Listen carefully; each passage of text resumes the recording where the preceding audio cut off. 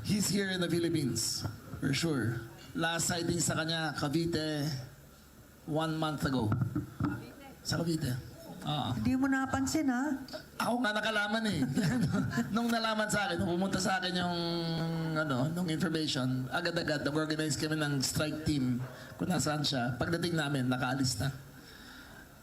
We acted very fast, as fast as we could. Pero full force ng CIDG, I think 300 yung raiding team namin na pumasok sa lugar. Pero wala na pala na pagdating namin. Sek, may property ba dun si Ato? May bahay ba? Hindi, Or hinihiram niya lang yung bahay. ikot lang rin? Hinihiram niya lang yung bahay. Yung may-ari ng bahay, hindi pwedeng kasuhan, harboring. Parang girlfriend niya yung may-ari ng bahay. Girlfriend niya dati. Parang gano'n na. Naiinimpisa ka pa namin kung sino may talaga may-ari ng bahay. Yes, Evelyn. Ay, good morning, Sec. Evelyn Quiroz po. In fact, yung pagkain nandoon pa nung pagdating namin nandoon pa. Oo. We were this close to getting him. Nandoon pa yung pagkain. may nag-tip.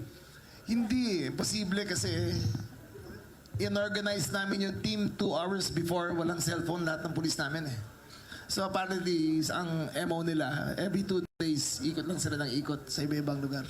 So, we almost got him. We almost got him.